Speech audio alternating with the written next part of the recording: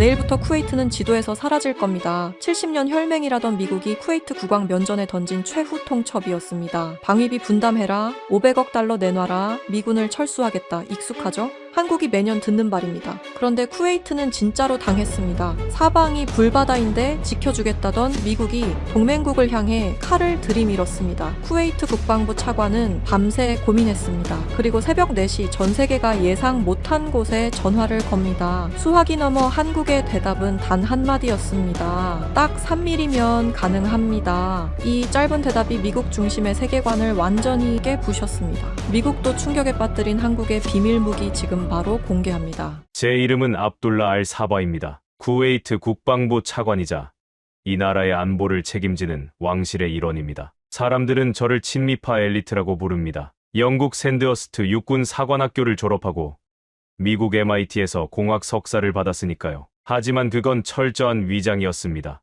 저는 단 한순간도 미국을 믿은 적이 없습니다. 그들은 우리를 친구가 아니라 기름을 퍼올리는 주유소 직원쯤으로 여기니까요. 그리고 그 차가운 진실이 제 목을 조여온 건 바로 며칠 전의 일이었습니다. 2월에 쿠웨이트는 1년 중 가장 온화한 날씨를 자랑합니다. 하지만 왕궁 접견실의 공기는 보다 더 차갑게 얼어붙어 있었습니다. 제 맞은편에는 마이클 샌더스 백악관 국가안보회의 중동 담당 선임보좌관이 앉아 있었습니다. 그는 다리를 꼬고 앉아 최고급 가죽 소파의 팔걸이를 손가락으로 톡톡 두드리고 있었습니다. 마치 지루한 영화를 빨리 감기하고 싶어하는 관객처럼 말이죠. 그의 뒤에는 사성 장군 정복을 입은 주 쿠웨이트 미군 사령관이 팔짱을 낀 채 도열해 있었습니다. 그 위압감은 실로 대단했습니다. 마이클이 테이블 위에 두꺼운 서류 뭉치를 던지듯 내려놓았습니다. 탁 하는 소리가 넓은 접견실을 울렸습니다. 국왕 전하, 그리고 압둘라 차관. 더 이상 긴 말하지 않겠습니다. 이게 워싱턴의 최종 입장입니다. 국왕 폐하께서는 떨리는 손으로 서류를 집어드셨습니다. 첫 장을 넘기시던 폐하의 미간이 깊게 구겨졌습니다. 저는 곁눈질로 그 내용을 확인했습니다. 서류의 제목은 상호 방위 조약 개정안이었지만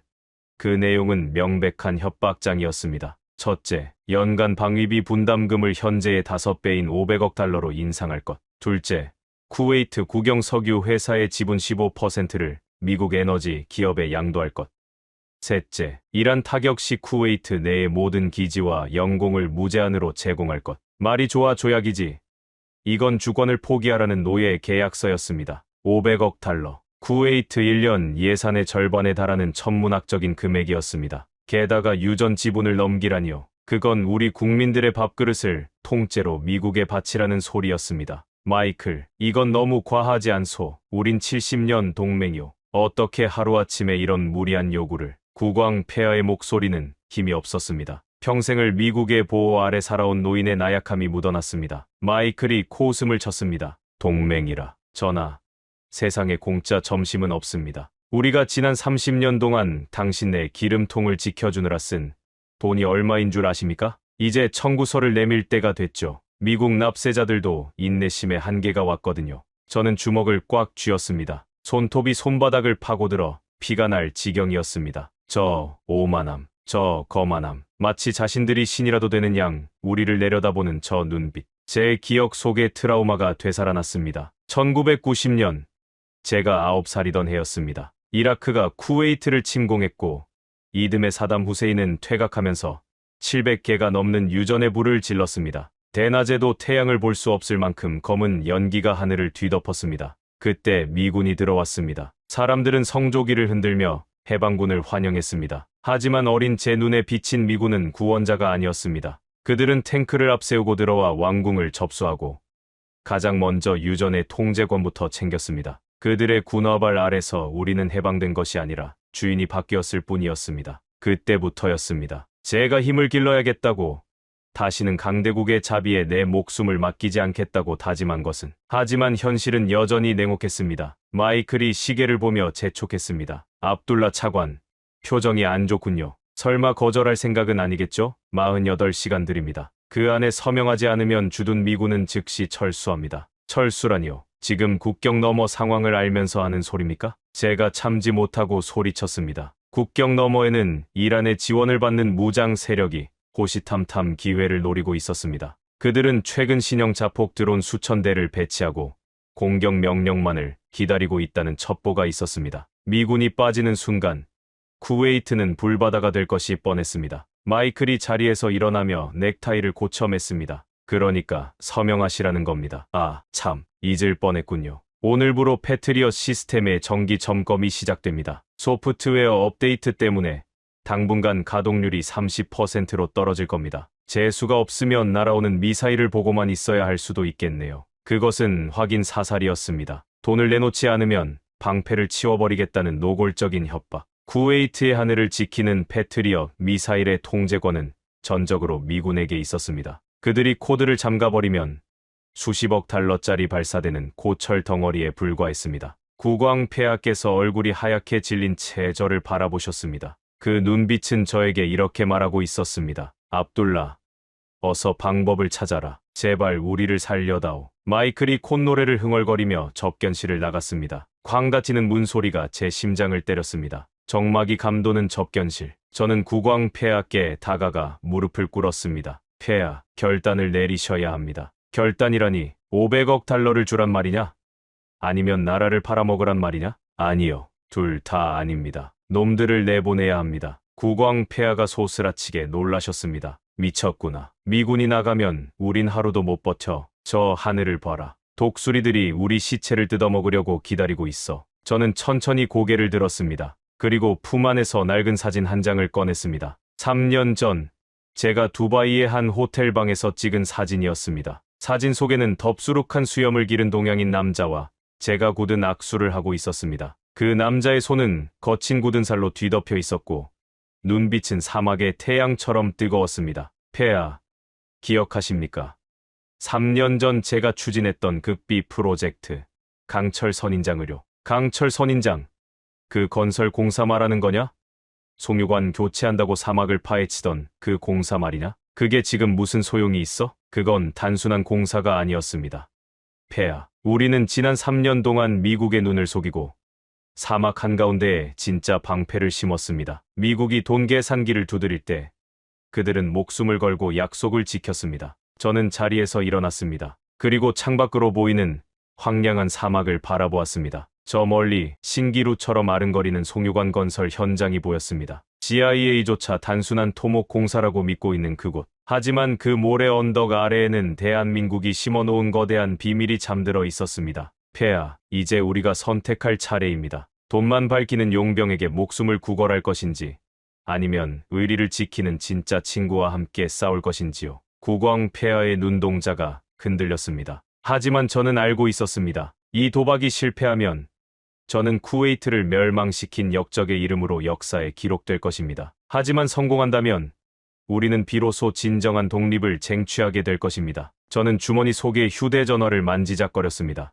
단축 번호 1번. 저장된 이름은 미스터 박. 한국인 현장 소장 박동철이었습니다. 지금쯤 그는 사막의 모래 폭풍 속에서 제가 거는 전화를 기다리고 있을 겁니다. 손에 땀이 찼습니다. 과연 그들이 만든 무기가 저 거만한 미국의 패트리엇보다 강할까요? 과연 그들이 약속한 대로 5,000대의 드론을 막아낼 수 있을까요? 저는 심호흡을 한번 크게 하고 통화 버튼을 눌렀습니다. 신호음이 한번 울리기도 전에 상대방이 전화를 받았습니다. 그리고 들려온 굵직한 한국어 한마디가 제 가슴을 뛰게 만들었습니다. 기다리고 있었습니다.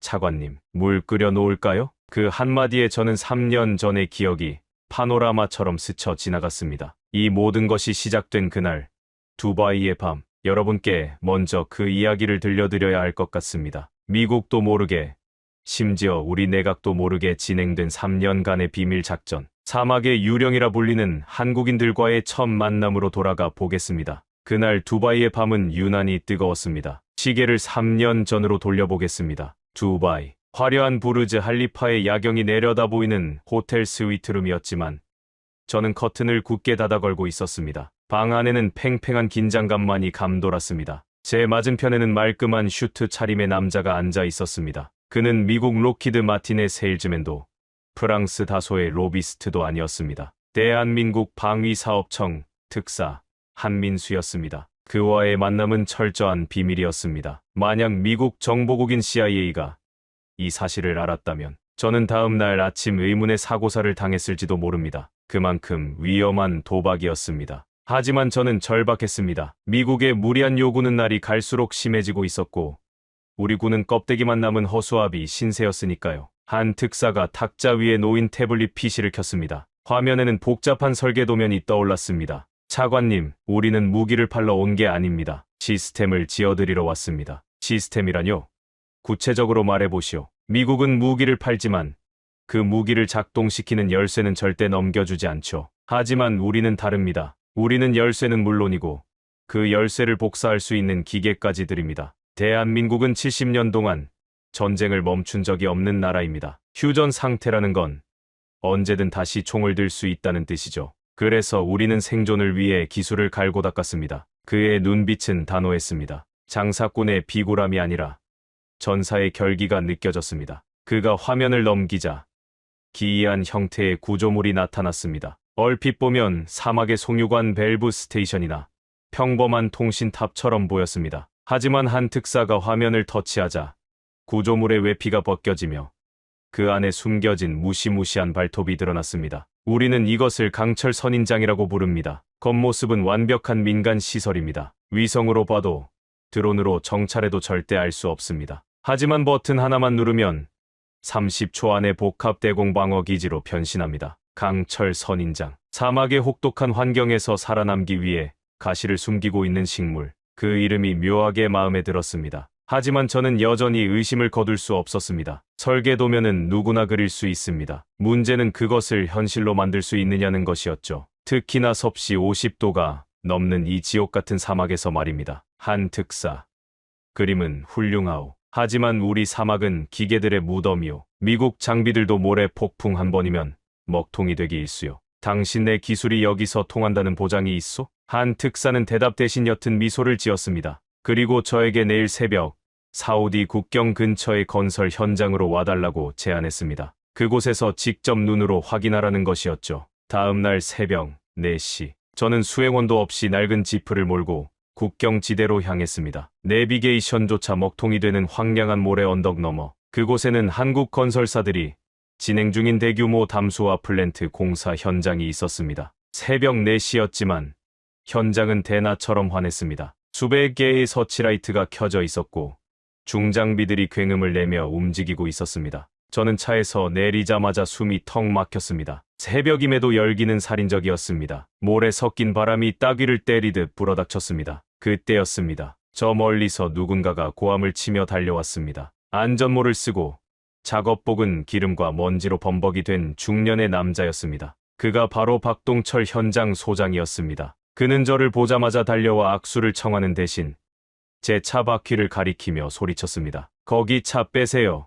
덤프트럭 들어옵니다. 아니, 외부인은 출입 금지라니까 누가 문을 열어준 거야? 일국의 국방 차관에게 차를 빼라니. 수행원이 있었다면 당장 그를 체포했을 겁니다. 하지만 저는 오히려 그 당당함에 압도되었습니다. 제가 신분을 밝히자 박 소장은 그제야 머쓱한 듯 안전모를 벗으며 고개를 숙였습니다. 그의 얼굴은 까맣게 그을려 있었고 눈가에는 하얀 소금기가 말라붙어 있었습니다. 얼마나 땀을 흘렸는지 짐작조차 가지 않았습니다. 죄송합니다, 차관님. 공기가 워낙 빡빡해서 신경이 날카로웠습니다. 한 특사님께 연락받았습니다. 이 새벽에 작업을 하는 거요? 해가 뜨면 해도 되지 않소? 박 소장이 피식 웃으며 물통을 건넸습니다. 차관님, 여기 낮 기온이 50도입니다. 쇳덩이가 달궈져서 용접을 할 수가 없어요. 그리고 우리는 약속한 날짜는 무슨 일이 있어도 맞춥니다. 그게 한국 건설의 자존심 아닙니까? 저는 그를 따라 현장 안으로 들어갔습니다. 그곳은 단순한 공사판이 아니었습니다. 거대한 파이프라인 아래로 복잡한 케이블들이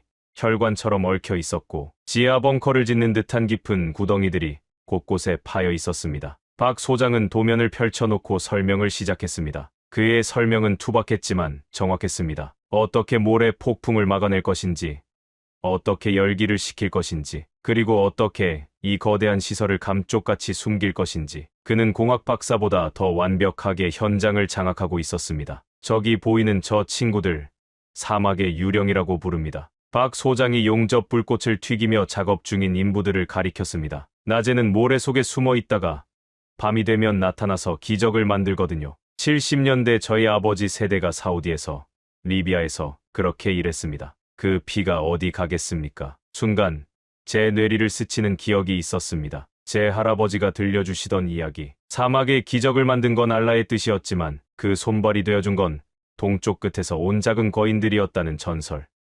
그 전설이 눈앞에서 살아 숨쉬고 있었습니다. 이들은 돈을 벌기 위해 온 용병이 아니었습니다. 자신들의 기술과 땀으로 무언가를 증명해 보이려는 장인들이었습니다. 미국 엔지니어들은 에어컨이 나오는 컨테이너 안에서 모니터만 바라보다 퇴근합니다. 하지만 한국인들은 섭씨 50도의 모래 폭풍 속에서 직접 쇠를 깎고 땅을 파고 있었습니다. 저는 박 소장의 눈을 똑바로 바라보며 물었습니다. 박 소장, 당신네 나라는 왜 이렇게까지 하는 거요? 우리가 뭐라고? 박 소장이 작업복 주머니에서 믹스커피 봉지를 꺼내 입에 물고는 씩 웃었습니다. 차관님, 우리도 뺏겨본 적이 있거든요. 나라를 잃는 서름이 뭔지, 남의 나라 눈치 보며 사는 게 얼마나 더러운 건지 뼈저리게 아니까요. 그래서 돕고 싶습니다. 제 힘으로 지키겠다는 그 마음이 예뻐서요. 그 순간 저는 결심했습니다. 이 사람들에게 내 나라의 운명을 걸어보자고. 화려한 프레젠테이션이나 복잡한 계약서보다 저 땀에 젖은 작업복과 투박한 손마디가 더 믿음직스러웠으니까요. 저는 그날 새벽 박 소장이 건넨 미지근한 물 한 모금을 마시며 악수를 했습니다. 그것은 비밀 동맹의 시작이었습니다. 그리고 시간이 흘러 작업을 마치고 모래 언덕에 나란히 앉았을 때였습니다. 박 소장이 종이컵에 탄 믹스커피를 제게 건넸습니다. 뜨거운 김이 모락모락 피어오르는 그 커피, 달달하고 따뜻한 그 맛. 그것은 단순한 커피가 아니었습니다. 우리의 비밀을 공유하는 건배주였습니다. 하지만 문제는 이제부터였습니다. 이 거대한 프로젝트를 어떻게 미국의 감시망을 피해 진행한단 말입니까? 쿠웨이트에는 CIA 요원들이 깔려 있고 하늘에는 24시간 정찰 위성이 떠 있습니다. 자재 하나, 부품 하나를 들여오는 것조차 목숨을 건 작전이어야 했습니다. 박 소장은 걱정 말라며 호탕하게 웃었지만 저는 등골이 서늘했습니다. 가장 완벽한 위장은 무엇일까요? 그리고 과연 우리는 끝까지 미국을 속일 수 있을까요? 3년간의 아슬아슬했던 줄타기, 그 숨막히는 위장의 기술이 이제 공개됩니다. 미국 정보기관인 CIA를 속이는 것. 그것은 마치 사자굴에 들어가서 사자의 콧수염을 뽑는 것과 같은 무모한 짓이었습니다. 하지만 우리는 그 무모한 도박을 시작했습명 프로젝트명 스마트 워터 그리드. 겉으로는 쿠웨이트 북부 지역의 식수와 공업용수를 공급하는 최첨단 수도관 공사였습니다. 하지만 그 지하에는 대한민국이 자랑하는 방공 시스템의 신경망이 깔리고 있었고 지상에는 언제든 미사일 발사대로 변신할 수 있는 특수 위장 구조물들이 세워지고 있었습니다. 공사가 본격화된 그해 여름은 유난히 뜨거웠습니다. 낮 기온이 52도까지 치솟는 살인적인 더위 속에서도 한국인 기술자들은 멈추지 않았습니다. 그들은 낮에는 평범한 배관 공사를 하고 밤이 되면 진짜 작업을 시작했습니다. 사막의 모래바람을 뚫고 컨테이너 박스로 위장된 천궁2 레이더와 비오복합 대공포가 은밀하게 반입되었습니다. 가장 큰 난관은 바로 위성이었습니다. 지구 저궤도를 도는 미국의 정찰 위성 키올은 지상에 있는 신문, 기사 제목까지 읽을 수 있을 정도로 정밀했습니다. 우리는 위성이 지나가는 시간대를 분 단위로 계산하여 그 시간 동안에는 철저하게 민간 공사 현장으로 위장했습니다. 미사일 발사관은 거대한 수도관 파이프처럼 도색되었고 레이더 기지는 물탱크 타워처럼 꾸며졌습니다. 박동철 소장의 아이디어는 기가 막혔습니다. 그는 가짜 파이프라인 안에 실제 미사일을 숨겨두고 그 위를 특수 차열 덮개로 덮어 열상 감지 카메라까지 속였습니다. 하지만 위기는 예고 없이 찾아왔습니다. 어느 날 오후였습니다. 예고도 없이 검은색 SUV 차량 3대가 현장 사무소로 들이닥쳤습니다. 차에서 내린 사람은 주 쿠웨이트 미국 대사관의 1등 서기관이자 사실상 CIA 지부장인 로버트였습니다. 그는 매의 눈처럼 날카로운 눈빛으로 현장을 훑어보았습니다. 심장이 덜컥 내려앉았습니다. 하필이면 그날은 지하 벙커로 들어가는 입구를 확장 공사 중이던 날이었습니다. 자칫하면 지하에 숨겨둔 통제실이 발각될 수도 있는 상황. 저는 식은땀을 흘리며 그를 맞이했습니다. 로버트 지부장, 여긴 웬일입니까?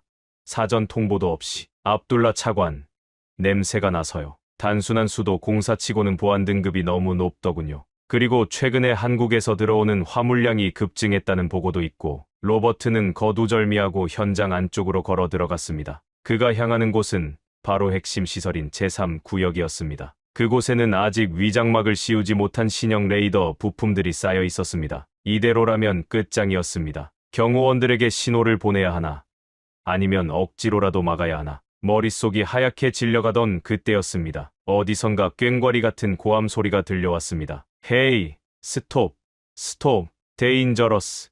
위험해. 박동철 소장이었습니다. 그는 흙투성이가 된 작업복 차림으로 손에는 거대한 스패너를 든 채 로버트의 앞을 가로막았습니다. 로버트의 경호원들이 즉시 품 안으로 손을 집어넣었습니다. 일촉즉발의 상황. 하지만 박 소장은 아랑곳하지 않고 로버트에게 삿대질을 해댔습니다. 당신들 뭐야? 안전모 안 썼어. 여기 안전 제일 몰라. 세이프티 퍼스트. 노 헬멧. 노 엔트리. Get out. 박 소장의 콩글리시 섞인 영어에 로버트가 당황한 듯 멈칫했습니다. 박 소장은 기회를 놓치지 않고 넉살을 부리기 시작했습니다. 그는 로버트의 어깨를 툭 치며 주머니에서 무언가를 꺼내 내밀었습니다. 그것은 한국산 홍삼 캔디였습니다. 아이고, 우리 손님들이 오셨네. 근데 여긴 위험해요. 다이너마이트 꽝꽝. 발파 작업 중이라고. 저기 가서 시원한 커피나 한잔 합시다. 코리안 커피. 베리 굿. 박 소장은 로버트의 혼을 쏙 빼놓았습니다. 마치 시골 장터의 약장수처럼 정신없이 떠들며 자연스럽게 그들의 발걸음을 현장 식당으로 유도했습니다. 그 사이 뒤에서는 기술자들이 빛의 속도로 레이더 부품 위에 방수포를 덮고 흙을 뿌렸습니다. 로버트는 결국 박 소장의 억척스러운 환대에 못 이겨 믹스커피 한 잔을 마시고는 혀를 내두르며 돌아갔습니다. 돌아가는 그의 차를 보며 박 소장이 제게 윙크를 날렸습니다. 차관님, 10년 감수하셨죠? 한국 아재들의 연기력이 할리우드 배우 뺨치지 않습니까? 저는 그제야 다리에 힘이 풀려 주저앉고 말았습니다. 이 사람들의 배짱은 도대체 어디서 나오는 걸까요? 하지만 진정한 놀라움은 하드웨어가 아니라 소프트웨어에 있었습니다. 그날 밤, 박 소장은 저를 지하 벙커로 안내했습니다. 그곳에서는 한국에서 파견된 20, 30대 젊은 프로그래머들이 밤을 새워 코딩하고 있었습니다. 그들이 하는 작업은 바로 미군이 심어놓은 백도어를 제거하는 일이었습니다. 우리가 쓰는 모든 미국산 무기에는 그들의 통제 코드가 숨겨져 있습니다. 유사시에 그들이 원격으로 무기를 꺼버릴 수 있는 킬 스위치 말입니다. 한국 기술진은 쿠웨이트 국방망을 완전히 뜯어고치고 독자적인 암호화 네트워크를 구축하고 있었습니다. 이게 바로 한국형 파이어월입니다. 미국 NSA 할아버지가 와도 못 뚫습니다. 이제 이 시스템의 주인은 미국이 아니라 쿠웨이트입니다. 젊은 팀장의 자신감 넘치는 말에 저는 전율을 느꼈습니다. 우리는 늘 남의 집 새빵살이하는 기분으로 안보를 맡겨왔습니다. 그런데 이제야 비로소 내 집을 갖게 된 기분이었습니다. 그날 새벽, 박 소장과 저는 사막의 모래 언덕에 앉아 밤하늘을 올려다보았습니다. 수많은 별이 쏟아지는 밤이었습니다. 박 소장이 종이컵에 탄 믹스커피를 제게 건넸습니다. 달달하고 따뜻한 그 맛. 그것은 단순한 커피가 아니었습니다. 우리의 비밀을 공유하는 건배주였습니다. 박 소장, 솔직히 말해보시오. 당신들은 왜 이렇게까지 하는 거요? 돈 때문만은 아닌 것 같소. 박 소장이 뜨거운 커피를 호호 불며 대답했습니다. 차관님, 우리 아버지 세대가 여기 중동 사막에서 피땀 흘려 번 돈으로 제 공부를 시켰고 우리나라 고속도로를 닦았습니다. 그때 우리는 너무 가난했고 힘이 없었죠. 그래서 압니다. 힘없는 나라에 서름으려 우리가 만든 이 우산이 적어도 비를 피하게 해줄 수는 있을 겁니다. 그거면 됐죠. 그의 말에는 가식이 없었습니다. 한국인 특유의 정이라는 것이 이런 것일까요? 자신들도 겪어봤기에 타인의 아픔에 공감할 줄 아는 사람들. 저는 그 순간 깨달았습니다. 미국은 우리에게 무기를 팔았지만 한국은 우리에게 마음을 팔았다는 것을. 그날 마신 믹스커피의 맛을 저는 평생 잊지 못할 겁니다. 그것은 세상에서 가장 달콤하고 가장 든든한 동맹의 맛이었으니까요. 그렇게 3년이라는 시간이 흘렀습니다. 우리는 사막의 모래바람 속에 강철 선인장을 심었고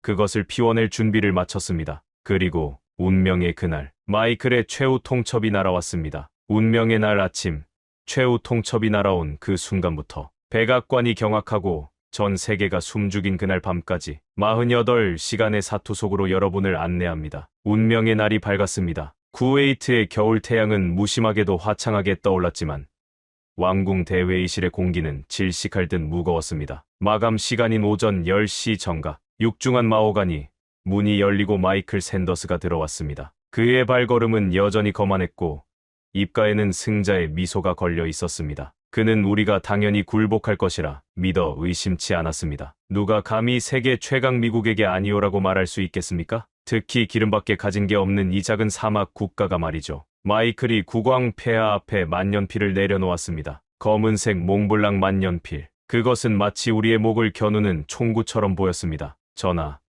현명한 선택을 기다리겠습니다. 500억 달러입니까?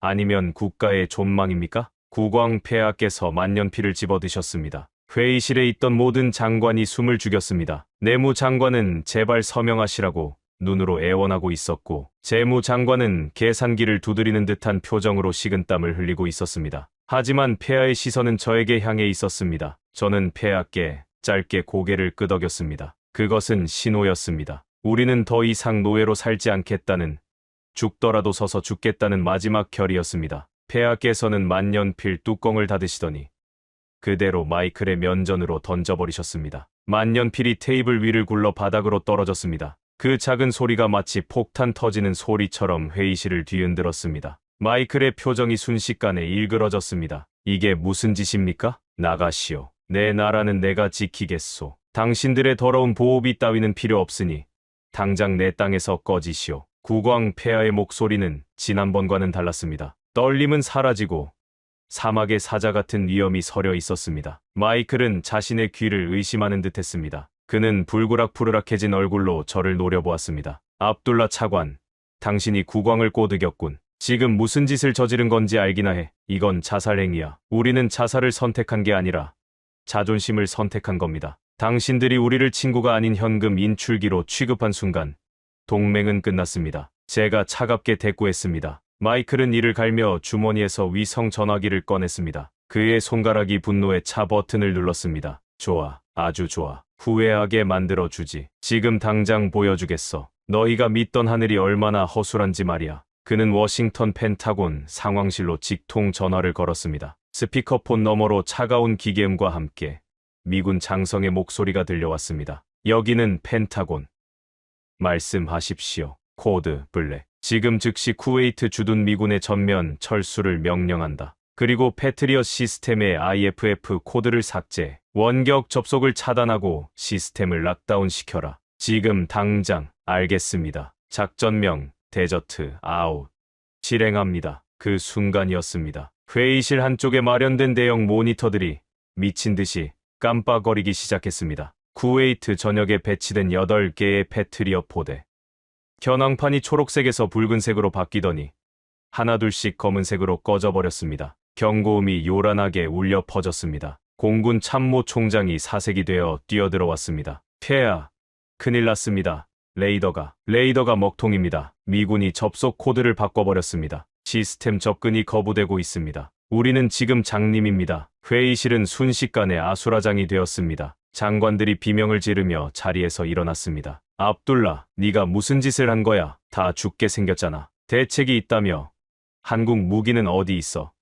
당장 내놓으란 말이야. 그들은 저를 잡아먹을 듯이 달려들었습니다. 조금 전까지만 해도 미국의 횡포에 분노하던 그들이 막상 칼이 목에 들어오자 저를 역적으로 몰아세웠습니다. 이것이 약소국의 비애였습니다. 스스로 지킬 힘이 없는 자들의 공포. 마이클은 그 혼란을 즐기며 유유히 회의실을 빠져나갔습니다. 그가 문을 나서기 전 뒤를 돌아보며 남긴 말은 저주에 가까웠습니다. 오늘 밤 알라에게 기도나 열심히 해. 이란 놈들이 너의 기름 탱크에 불을 붙일 때 내가 헬기 위에서 샴페인을 터뜨리며 구경해 줄 테니까. 문이 닫히고 정적만이 감돌았습니다. 국왕 폐하께서는 의자에 깊이 기대어 눈을 감으셨습니다. 저를 믿고 내린 결단이었지만 그 대가는 너무나 가혹해 보였습니다. 저는 묵묵히 참모총장에게 물었습니다. 국경 상황은 최악입니다. 미군이 철수 준비를 시작하자마자 국경 너머 무장 세력의 통실량이 폭증했습니다. 놈들이 움직이기 시작했습니다. 드론 부대가 발사 대형을 갖추고 있다는 첩보입니다. 예상 규모는 수천 대입니다. 수천 대. 패트리엇이 멀쩡해도 막아내기 힘든 숫자였습니다. 하물며 지금은 레이더조차 꺼진 상태. 놈들이 작정하고 덤비면 쿠웨이트 시티는 30분 안에 잿더미가 될 것이 뻔했습니다. 저는 주머니 속에 한라인 전용 전화기를 꽉 쥐었습니다. 박동철 소장. 지금 믿을 것은 오직 그 사람. 그리고 그들이 심어놓은 강철 선인장뿐이었습니다. 하지만 두려움이 엄습했습니다. 만약 작동하지 않으면, 만약 한국 기술이 과장된 것이라면, 아니, 그들이 정말 우리를 위해 목숨을 걸어줄까? 미국도 도망치는 마당에 한국 기술자들이라고 별 수 있을까? 그때 제 전화기가 진동했습니다. 발신자 표시 제한. 하지만 저는 직감했습니다. 박 소장이었습니다. 떨리는 손으로 전화를 받았습니다. 박 소장입니까? 수화기 너머에서는 거친 바람 소리와 함께 덤프트럭의 엔진 소리가 들려왔습니다. 그리고 박 소장의 목소리가 들려왔습니다. 그의 목소리는 묘하게 차분했습니다. 마치 폭풍우 속에서도 흔들리지 않는 바위처럼. 차관님, 소식 들었습니다. 양키들이 짐 싸서 나간다면서요? 아주 잘 됐습니다. 거추장스러운 놈들이 없어야 우리 물건이 제대로 실력 발휘를 하거든요. 하지만 패트리엇이 꺼졌소. 우린 지금 눈먼 장님이요. 걱정 마십시오. 우리는 남의 눈 안 빌립니다. 우리 눈으로 보고 우리 손으로 때립니다. 차관님은 딱 하나만 해주시면 됩니다. 그게 뭡니까? 뭐든 말하시오. 국왕님 모시고 벙커로 가십시오. 그리고 팝콘이나 튀겨 놓으세요. 오늘 밤 쇼는 좀 화려할 겁니다. 그의 농담에 저는 헛웃음이 나왔습니다. 이 절체절명의 순간에 팝콘이라니. 하지만 그 여유가 오히려 저에게는 구명줄처럼 느껴졌습니다. 그들은 도망가지 않았습니다. 그들은 현장을 지키고 있었습니다. 저는 전화를 끊고 국왕 폐하를 부축해 일어났습니다. 폐하, 가시죠. 지하 벙커로. 압둘라, 정말 괜찮은 거냐? 저 한국인들을 믿어도 되는 거냐? 네, 폐하. 그들은 장사꾼이 아닙니다. 그들은 약속을 지키는 사람들입니다. 우리는 지하 30m 국방부 벙커로 이동했습니다. 거리에는 벌써부터 피난 행렬이 이어지고 있었습니다. 시민들은 공포에 질려 식량을 사재기하고 주유소에는 긴 줄이 늘어서 있었습니다. 미군 기지에서는 거대한 수송기들이 굉음을 내며 이륙하고 있었습니다. 그들은 정말로 우리를 버리고 떠나고 있었습니다. 70년의 맹세가 휴지, 조각처럼 흩날리는 풍경. 저는 차창 밖으로 그 모습을 똑똑히 지켜보았습니다. 그리고 다짐했습니다. 다시는 남의 힘에 기대지 않겠다고. 밤이 되자 도시는 암흑에 잠겼습니다. 혹시 모를 공습에 대비해 등화관제 명령이 내려졌기 때문입니다. 벙커 안의 대형 스크린은 여전히 먹통이었습니다. 미국이 차단한 GPS 신호 때문에 우리의 위치 정보 시스템은 무용지물이었습니다. 시간은 새벽 1시를 향해 가고 있었습니다. 침묵만이 흐르는 벙커, 모두가 숨소리조차 죽인 채 오지 않을 구원을 기다리는 사람들처럼 멍하니 앉아 있었습니다. 그때였습니다. 벙커의 비상통신망으로 다급한 보고가 들어왔습니다. 국경감시 초소에 남아있던 병사의 떨리는 목소리였습니다. 여기는 국경 초소, 들립니까? 놈들입니다. 놈들이 옵니다. 침착해라. 규모가 얼마나 되나? 모르겠습니다. 너무 많습니다. 하늘이 까맣습니다.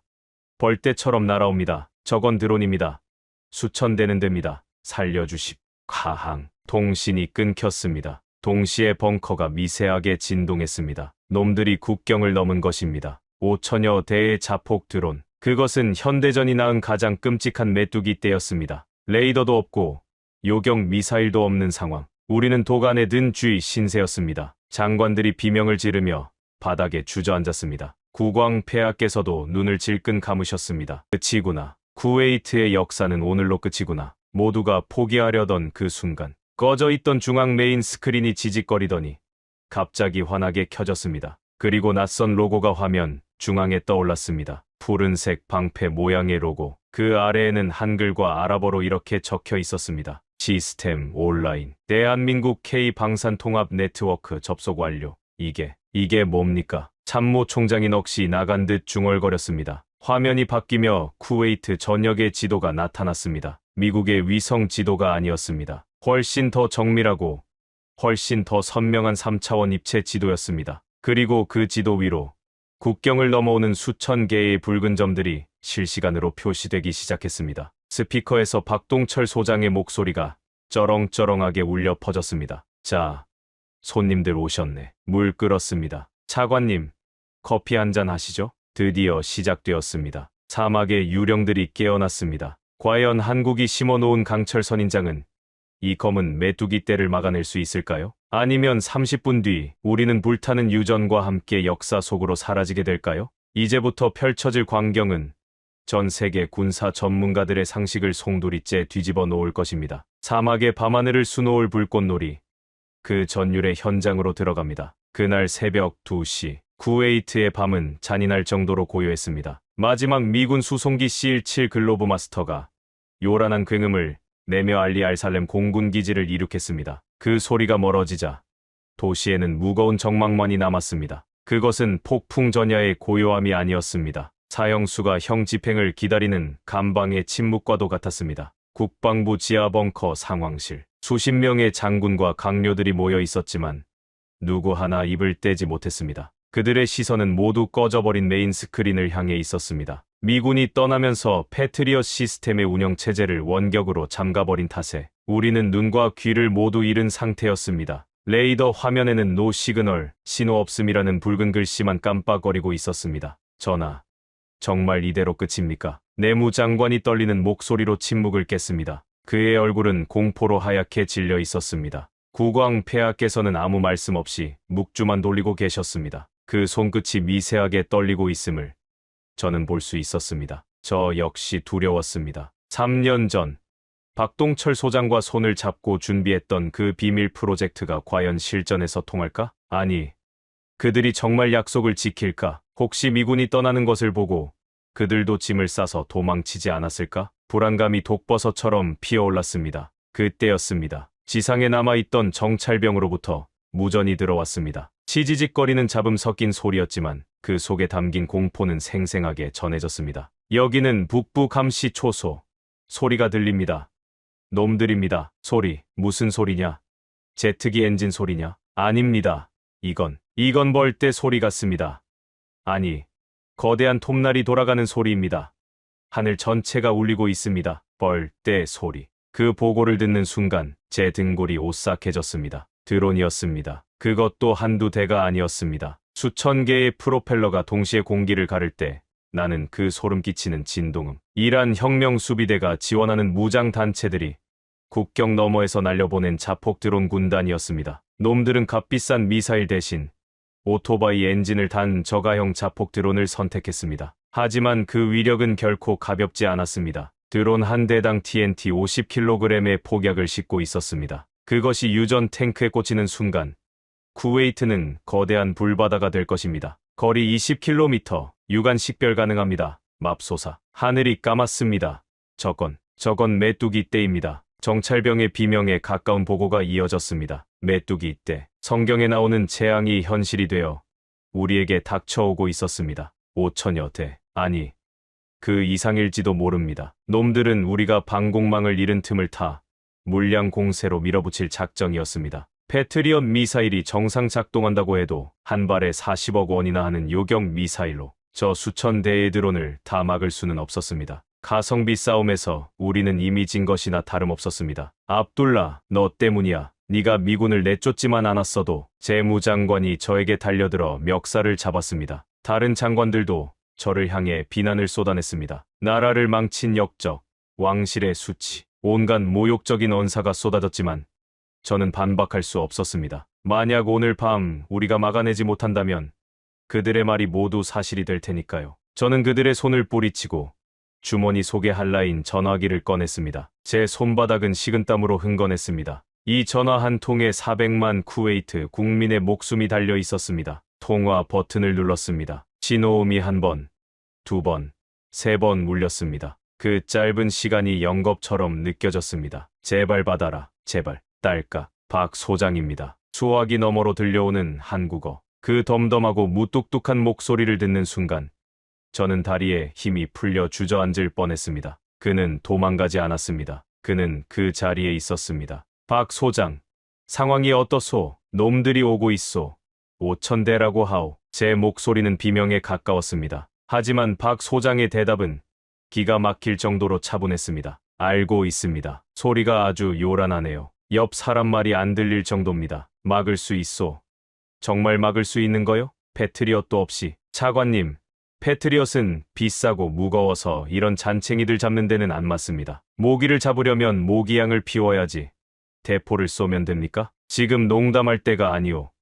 10분 뒤면 유전이 폭발하오. 진정하십시오. 10분이면 라면 하나 끓여 먹고도 남는 시간입니다. 지금 벙커 메인 스크린 보시죠. 선물 하나 보내드립니다. 박 소장이 전화를 끊지 않은 채 누군가에게 짧게 명령했습니다. 야, 김대리, 전원 올려. 위장 막 벗기고. 그 순간이었습니다. 먹통이었던 벙커 정면의 대형 스크린이 지직거리더니 푸른색 화면으로 바뀌었습니다. 그리고 중앙에 선명한 태극 문양과 쿠웨이트 국기가 교차하며 로고가 떠올랐습니다. KDS 시스템 부팅 완료. 한국형 통합방공 네트워크 접속. 벙커 안에 있던 모든 사람이 숨을 멈췄습니다. 미국의 위성 지도가 사라지고 한국이 독자적으로 구축한 3차원 정밀 지도가 화면을 가득 채웠습니다. 그 지도는 우리가 한 번도 보지 못한 세상이었습니다. 미국이 제공하던 흐릿한 흑백 화면과는 차원이 달랐습니다. 쿠웨이트 국경지대의 모래 언덕 높낮이까지 완벽하게 구현된 디지털 트윈. 그리고 그 위로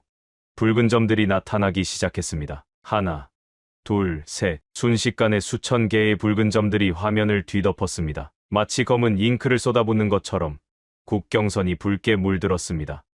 아, 탄식이 터져 나왔습니다. 눈으로 확인한 공포는 상상 그 이상이었습니다. 저 수천 개의 붉은 점들이 모두 폭탄을 싣고 우리 머리 위로 날아오고 있는 것입니다. 미국의 레이더는 이 정도 규모의 표적을 동시에 추적하지 못합니다. 과부하가 걸려 시스템이 다운되었을 겁니다. 하지만 한국의 시스템은 달랐습니다. 화면 한 구석에 실시간 데이터 처리량이 표시되고 있었습니다. 표적 식별 5247개, 이동 속도 시속 180km, 도달 예상 시간 8분 30초, 미친 성능이었습니다. 5000개가 넘는 표적을 하나하나 개별적으로 추적하고 있었습니다. 박 소장의 목소리가 벙커 스피커를 통해 흘러나왔습니다. 잘 보이십니까? 이게 저희가 3년 동안 땅 파서 만든 눈입니다. 미국 놈들이 GPS 끊으면 장님될 줄 알았겠죠? 천만에요. 우리는 자체 데이터 링크로 봅니다. 국왕 폐하께서 떨리는 손으로 화면을 가리키셨습니다. 압둘라, 저게 다 적인가? 네. 폐하, 저것들이 드론입니다. 그럼 어찌해야 하느냐? 우리가 가진 미사일로는 어림도 없어. 저걸 다 요격하려면 미사일이 5000발은 있어야 해. 맞습니다. 재래식 무기로는 불가능한 싸움이었습니다. 수학적으로 계산이 안 나오는 전쟁이었습니다. 하지만 저는 박 소장의 마지막 말을 기억하고 있었습니다. 모기를 잡으려면 모기향을 피워야 한다. 저는 다시 전화기를 귀에 댔습니다. 박 소장, 눈은 떴소. 이제 주먹을 보여주시오. 저 놈들을 어떻게 잡을 거요? 박 소장이 낮게 웃었습니다. 그 웃음소리에서 소름 끼치는 자신감이 느껴졌습니다. 차관님, 3년 전 제가 했던 말 기억하십니까? 사막에는 선인장이 잘 자란다고요. 이제 꽃을 피울 시간입니다. 명령만 내려주십시오. 저는 국왕 폐하를 바라보았습니다. 폐하께서 고개를 끄덕이셨습니다. 그것은 제 인생에서 가장 무거운 끄덕임이었습니다. 저는 심호흡을 하고 단전에서부터 끌어올린 목소리로 외쳤습니다. 전 시스템 발사. 쿠웨이트를 지켜라. 제 명령이 떨어지자마자 박 소장의 목소리가 벙커를 울렸습니다. 전원, 전투 위치로. 강철 선인장 전개. 뚜껑 열어. 화면 속 지도에서 변화가 일어났습니다. 붉은 점들이 몰려오는 경로상에 지금까지 보이지 않았던 푸른 점들이 하나둘씩 켜지기 시작했습니다. 그것은 유전지대 한복판이었습니다. 평범한 송유관 파이프라인이 지나가는 곳, 건설 자재들이 쌓여있던 야적장, 그리고 우리가 지난 3년간 땀 흘려 만들었던 그 모든 위장시설들. 지금 사막의 모래 언덕이 갈라지고 있습니다. 땅속 깊이 잠들어 있던 한국의 비밀 병기가 세상 밖으로 고개를 내밀고 있습니다. 5000여 대의 드론과 한국형 방공 시스템의 정면 승부. 이것은 단순한 요격이 아닙니다. 이것은 학살이 될 것입니다. 과연 누가 사냥꾼이고 누가 사냥감인지 이제 곧 밝혀집니다. 스크린 속의 붉은 점들이 유전지대 코앞까지 들이닥쳤습니다. 남은 시간은 1분 남짓. 벙커 안의 사람들은 죽음을 받아들인 듯 눈을 감거나 신의 이름을 부르짖고 있었습니다. 그때였습니다. 화면 속 평범한 송유관 밸브 스테이션으로 표시되던 파란 점들이 일제히 깜빡거렸습니다. 현장에 설치된 고해상도 CCTV 화면이 메인 스크린에 띄워졌습니다. 어둠 속에 잠겨있던 사막, 거대한 모래 언덕 아래 묻혀있던 강철 파이프라인들이 기괴한 소리를 내며 갈라지기 시작했습니다. 우리가 지난 3년간 스마트 워터 그리드라고 불렀던 수도관 공사 현장, 그 위장을 벗어던지는 순간이었습니다. 지축을 울리는 진동과 함께 위장막이 걷히고 거대한 원통형 발사관들이 수직으로 기립했습니다. 그것은 마치 사막의 선인장이 가시를 세우는 모습과 흡사했습니다. 한국형 중거리 지대공 미사일 천궁2였습니다. 미국의 패트리엇보다 싸지만 명중률은 더 높다는 한국의 걸작. 하지만 그게 다가 아니었습니다. 공사장 한 구석에 주차되어 있던 낡은 덤프 트럭들의 짐칸이 젖혀졌습니다. 그 안에서 튀어나온 것은 흙더미가 아니라 쌍열포를 장착한 자주 대공포 비오복합이었습니다. 그리고 가장 은밀한 곳, 물탱크처럼 생긴 거대한 원형 구조물의 뚜껑이 열리며 매끄러운 렌즈가 달린 탑이 솟아올랐습니다. 그것은 대한민국이 세계 최초로 실전 배치한 비밀 병기, 천마광 레이저 시스템이었습니다. 발사. 박동철 소장의 짧은 외침이 스피커를 찢을듯 울려 퍼졌습니다. 동시에 사막의 밤이 대낮처럼 환하게 밝혀졌습니다. 천궁2 미사일들이 콜드 런칭 방식으로 튀어올랐습니다. 화염도 없이 공중으로 솟구친 미사일들이 순식간에 점화되더니 마하5의 속도로 적의 선두 그룹을 향해 쇄도했습니다. 미국의 미사일처럼 요란하게 날아가지 않았습니다. 마치 사냥감을 노리는 매처럼 조용하지만 치명적으로 날아가 꽂혔습니다. 콱광, 콱콱광. 밤하늘에서 거대한 불꽃놀이가 시작되었습니다. 선두에 섰던 대형 드론 수십 대가 흔적도 없이 사라졌습니다. 벙커 안에서 탄성이 터져 나왔습니다. 하지만 적은 너무 많았습니다. 선두가 무너졌음에도 뒤따르던 수천 대의 자폭 드론들은 멈추지 않고 밀고 들어왔습니다. 마치 죽음을 두려워하지 않는 좀비 떼 같았습니다. 미사일만으로는 저 물량을 다 막아낼 수 없어 보였습니다. 내무장관이 비명을 질렀습니다. 안 돼. 뚫린다.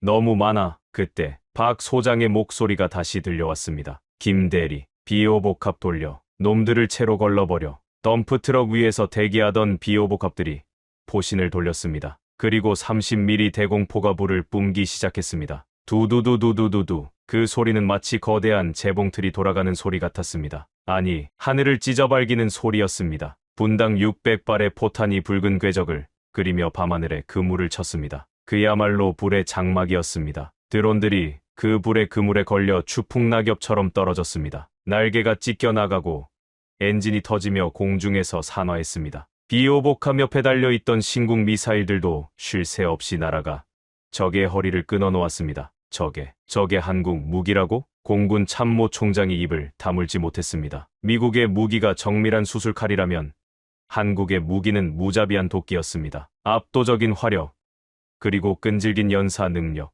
사막의 열기 속에서도 포신은 녹지 않고 맹렬하게 돌아갔습니다. 하지만 놈들은 지독했습니다. 5천여 대의 드론 중 절반이 격추되었지만 나머지 2,500여 대는 포화망을 뚫고 유전 탱크를 향해 급강하를 시작했습니다. 탄약이 바닥을 보이기 시작했습니다. 비오복합의 포신이 붉게 달아올라 연기를 내뿜었습니다. 탄약 소진, 재장전까지 3분 걸립니다. 절망적인 보고가 들어왔습니다. 3분. 그 시간이면 유전은 이미 불바다가 되고도 남습니다. 남은 드론 2,500대가 벌떼처럼 유전 상공을 덮었습니다. 이제 끝이구나. 우리의 저항은 여기까지인가 보다. 국왕 폐하께서 고개를 떨구셨습니다. 저 역시 눈을 질끈 감으려던 찰나 박 소장의 목소리가 들려왔습니다. 이번엔 아주 낮고 서늘한 목소리였습니다. 걱정 마십시오. 진짜는 지금부터니까. 레이저 가동. 청소 시작해. 청소. 그는 전쟁을 청소라고 표현했습니다. 물탱크 타워로 위장했던 천마광 시스템이 웅웅거리는 소리를 내며 작동했습니다.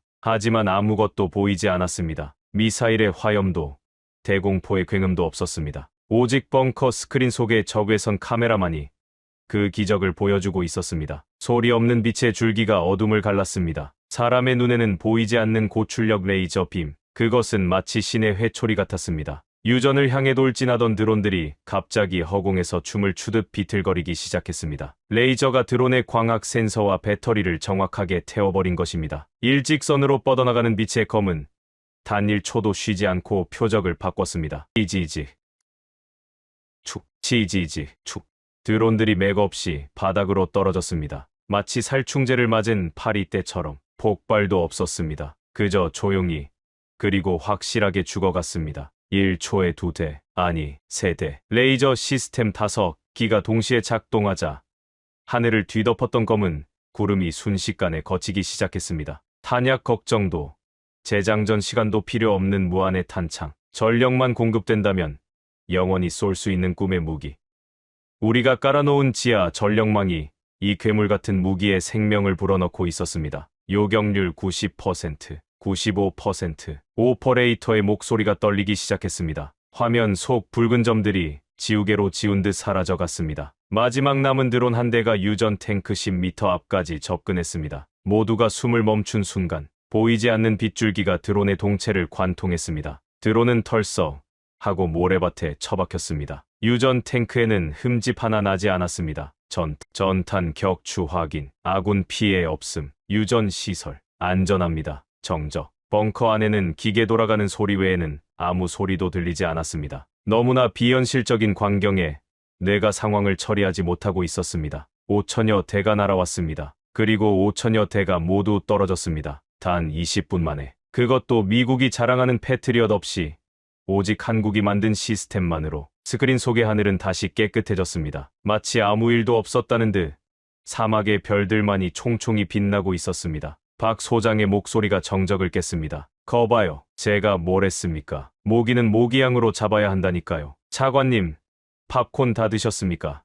저희는 이제 퇴근하겠습니다. 와, 그제야 벙커 안에서 함성이 터져 나왔습니다. 장관들은 서로 얼싸안고 춤을 추었고 참모 총장은 바닥에 주저앉아 엉엉 울었습니다. 국왕 폐하께서는 떨리는 손으로 아람두릴라 알라께 감사를 중얼거리시더니 저를 꽉 끌어안으셨습니다. 압둘라, 네가 옳았다. 네가 우리를 살렸다. 제 눈에서도 뜨거운 것이 흘러내렸습니다. 그것은 안도감이자 억눌려왔던 서름의 폭발이었습니다. 우리는 해냈습니다. 돈으로 산 평화가 아니라 우리의 의지로 선택한 진짜 평화를 지켜냈습니다. 그 시각 지구 반대편 백악관 상황실. 마이클 샌더스는 멍하니 위성 화면을 바라보고 있었을 겁니다. 자신들이 버린 나라가 자신들이 비웃었던 기술로 기적을 만들어내는 장면을. 한국형 방공 시스템, 강철 선인장. 그날 밤, 이 무기는 전설이 되었습니다. 하지만 아직 끝난 게 아닙니다. 진짜 통쾌한 순간은 날이 밝은 뒤 유전지대 현장에서 기다리고 있었습니다. 뻔뻔하게 다시 찾아온 미국 대사 앞에서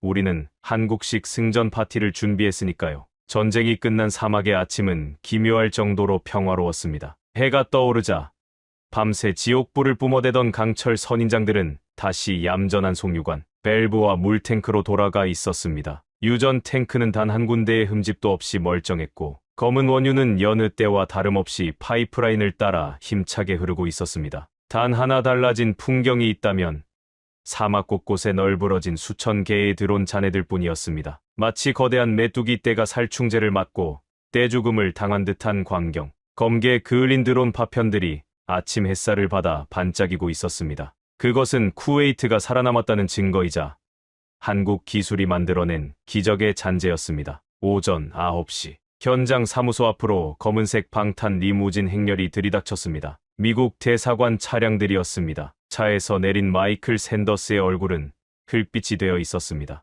그는 헬기를 타고 오면서 멀쩡한 유전 탱크를 보고 자신의 눈을 의심했을 겁니다. 당연히 불바다가 되어 있어야 할 곳이 너무나 깨끗했으니까요. 그의 뒤로 미국 대사와 CIA 요원들이 잔뜩 굳은 표정으로 따라 내렸습니다. 마이클은 저를 보자마자 삿대질을 하며 달려왔습니다. 압둘라, 이게 도대체 어떻게 된 일이야? 너희가 무슨 짓을 한 거야? 무슨 짓이라니요? 나라를 지켰을 뿐입니다. 당신들이 도망간 사이에 말이죠. 제가 차갑게 대꾸하자 마이클은 얼굴이 불그락푸르락해져서는 소리쳤습니다. 거짓말 마. 패트리엇 코드를 다 끊었는데 어떻게 막아? 저 고철 덩어리들이 막았다고. 말도 안 돼. 이건 계약 위반이야. 너희가 쓴 무기. 저거 다 불법이야. 미국 승인 없는 무기 도입은 명백한 조약 위반이라고. 적반하장도 유분수였습니다. 자신들이 우리를 버리고 도망친 주제에 이제 와서 계약 위반을 운운하다니. 기가 막혀 말이 안 나올 지경이었습니다. 그때였습니다. 마이클의 등 뒤에서 굵직한 목소리가 들려왔습니다. 계약 위반, 누가 할 소리를 하는 게냐. 국왕 폐하셨습니다. 폐하께서는 호위무사들을 대동하고 천천히 마이클 쪽으로 걸어오고 계셨습니다. 그 위험에 눌려 미국 대사관 직원들이 뒷걸음질 쳤습니다. 마이클조차 흠칫 놀라 입을 다물었습니다. 하지만 그는 곧 표정을 수습하고 뻔뻔하게 대꾸했습니다. 전하, 오해하지 마십시오. 저희는 쿠웨이트의 안전을 우려해서. 안전, 5,000대의 드론이 날아오는데 패트리엇을 끄고 도망간 게 우리의 안전을 위한 것이었나? 폐하의 호통에 마이클은 꿀먹은 벙어리가 되었습니다. 그 사이 저는 현장 사무소 한쪽에 마련된 간이 테이블을 보았습니다. 그곳에는 박동철 소장이 작업복 차림으로 앉아 있었습니다. 그는 밤새 한숨도 못 잤는지 눈이 퀭하고 수염이 덥수룩했지만 표정만은 세상에서 가장 편안해 보였습니다. 박 소장은 마이클과 미국 대사가 떠들든 말든 전기 포트에 물을 끓이고 있었습니다. 그리고 종이컵에 믹스커피 봉지를 뜯어넣고 나무젓가락으로 휘휘 저었습니다. 달달한 커피 향이 사막의 건조한 바람을 타고 퍼졌습니다. 그 냄새가 어찌나 구수하던지 긴장감이 감돌던 현장 분위기가 순식간에 누그러지는 듯했습니다. 박 소장은 다 탄 커피를 들고 국왕 폐하께 다가왔습니다. 미국 경호원들이 막아서려 했지만 폐하께서 손을 들어 제지하셨습니다. 전하, 밤새 고생하셨는데 이거 한잔 하시죠. 한국식 해장 커피입니다. 박 소장이 내민 것은 금박을 입힌 찻잔이 아니라 쭈글쭈글한 종이컵이었습니다. 마이클이 코웃음을 쳤습니다. 일국의 국왕에게 저런 싸구려 인스턴트 커피를 주다니. 역시 한국인들은 격식이 없군. 하지만 폐하께서는 두 손으로 종이컵을 받으셨습니다. 그리고 뜨거운 김을 후불어가며 커피를 한 모금 들이키셨습니다. 폐하의 얼굴에 옅은 미소가 번졌습니다. 달구나. 아주 달아. 내 평생 마신 그 어떤 차보다 달콤하고 든든하구나. 폐하께서는 커피를 맛보신 후 마이클을 돌아보며 말씀하셨습니다. 마이클, 자네는 이걸 싸구려라고 했나? 천만에. 이건 세상에서 가장 비싼 커피일세. 네. 그게 무슨. 이 커피 안에는 자네들이 요구한 500억 달러에는 없는 게 들어있거든. 바로 진심이라는 걸세. 폐하의 말씀에 마이클의 표정이 일그러졌습니다. 폐하께서는 박 소장의 어깨에 손을 얹으시며 계속 말씀하셨습니다. 애들은 우리에게 계산서를 내밀었지만 이 친구들은 우리에게 목숨을 걸었어. 어젯밤 5,000대의 드론이 날아올 때 자네들은 어디 있었나? 비행기 타고 도망가기 바빴지. 하지만 이 한국 친구들은 우리 병사들과 함께 벙커를 지켰네. 자네들이 꺼버린 레이더 대신 자신들의 눈으로 하늘을 감시했어. 박 소장은 쑥스러운 듯 머리를 긁적였습니다. 아유, 전하, 그 말씀을요. 저희는 그냥 약속을 지킨 것뿐입니다. 납기 일은 생명이다. 그게 한국 건설의 사운이라서요. 그 투박하지만 진실한 한마디. 그것이 바로 한국인들의 힘이었습니다. 화려한 언변이나 세련된 매너는 없어도 한 번 뱉은 말은 끝까지 책임지는 우직함. 우리는 그것을 정의라고 부르기로 했습니다. 마이클은 더 이상 할 말이 없었는지 씩씩거리며 미국 대사를 쳐다보았습니다. 미국 대사가 난처한 표정으로 나섰습니다. 전하, 그래도 이건 외교 문제입니다. 한국이 독자적으로 무기를 판매하고 운용하는 건 미국의 중동 전략에 위배됩니다. 제재가 들어갈 수도 있습니다. 제재, 하하하. 폐하께서 호탕하게 웃으셨습니다. 여봐라, 대사. 지금 제재 걱정할 때가 아닐 텐데 저 밖에 널린 드론 자네들 좀 보게. 전 세계가 봤어. 미국 무기는 먹통이고 한국 무기는 100% 명중했다는 걸. 이제 중동의 다른 나라들이 누구에게 손을 내밀 것 같나? 그 말은 전곡을 찌르는 한방이었습니다. 이미 사우디아라비아와 UAE, 카타르 왕실에서 제 전화기에 불이 나게 전화를 걸어오고 있었습니다. 그 선인장, 우리도 심어달라는 요청이 쇄도하고 있었죠. 미국의 방산 독점 시대가 끝나고 한국의 시대가 열린 것입니다. 마이클의 얼굴이 사색이 되었습니다. 그는 자신이 무슨 짓을 저질렀는지 뒤늦게 깨달은 듯했습니다. 단순히 쿠웨이트 하나를 잃은 게 아니라 중동 전체의 안보 주도권을 한국에게 뺏기게 생겼으니까요. 폐하께서는 남은 커피를 원샷하듯 들이키시고는 종이컵을 구겨 마이클의 가슴팍에 쥐어주셨습니다. 이거 기념으로 가져가게. 그리고 본국에 가서 전하게. 우리는 값비싼 용병보다 믹스커피 한 잔을 나눠 마실 수 있는 진짜 친구를 택했다고. 마이클은 구겨진 종이컵을 든 채 멍하니 서 있었습니다. 그의 오만했던 자존심이 종이컵처럼 찌그러지는 순간이었습니다. 박 소장이 넉살 좋게 한마디 거들었습니다. 어이, 미스터 마이, 그거 다 마신 거니까 쓰레기통에 잘 버려요. 분리수거 알죠? 우리는 뒷마무리도 깔끔하거든요. 현장에 있던 모든 사람이 웃음을 터뜨렸습니다. 한국 기술진들도, 쿠웨이트 군인들도, 심지어 국왕 폐하까지도. 그 웃음소리는 사막의 아침을 유쾌하게 울렸습니다. 마이클과 미국 대표단은 쫓기듯 차에 올라타 현장을 빠져나갔습니다. 그들의 뒷모습은 패배자의 그것과 다를 바 없었습니다. 차가 사라지자 박 소장이 제게 다가와 손을 내밀었습니다. 거칠고 투박한 손. 하지만 그 어느 때보다 따뜻한 손이었습니다. 차관님, 이제 발 뻗고 주무십시오. ES는 저희가 확실하게 해드립니다. 평생 무상 수리 보장입니다. 저는 그의 손을 맞잡으며 물었습니다. 박 소장, 당신들에게 우리는 무엇이었소? 그저 고객이었소? 박 소장이 잠시 하늘을 올려다보더니 진지한 표정으로 대답했습니다. 아니요, 전우였습니다. 어젯밤 우리는 같은 참호 속에 있었으니까요. 전우. 가슴이 뭉클해졌습니다. 피 한 방울 섞이지 않았지만 생사를 함께 넘으며 맺어진 형제. 그것이 진짜 동맹의 의미였습니다. 저는 박 소장이 타준 믹스커피의 맛을 다시 떠올렸습니다. 달콤하고 쌉싸름하고 그리고 뜨거운 그 맛. 그것은 단순히 카페인의 맛이 아니었습니다. 70년 전 전쟁의 폐허 속에서 일어난 작은 나라가 이제는 지구 반대편의 친구를 지켜주는 거인이 되어 전해준 위로의 맛이었습니다. 그날 아침 쿠웨이트의 유전지대에는 태극기와 쿠웨이트 국기가 나란히 펄럭이고 있었습니다. 바람은 여전히 뜨거웠지만 더 이상 두렵지 않았습니다. 우리 곁에는 사막의 유령, 아니 사막의 수호신인 한국인들이 있었으니까요. 5,000대의 드론, 20분의 전투, 요격률 100%. 미국이 패트리엇 코드를 끊고 도망간 그날 밤, 쿠웨이트의 하늘을 지킨 건 별과 줄무늬가 아니었습니다. 3년간 사막의 모래 속에 묻어둔 강철 선인장, 대한민국이 만든 방패였습니다.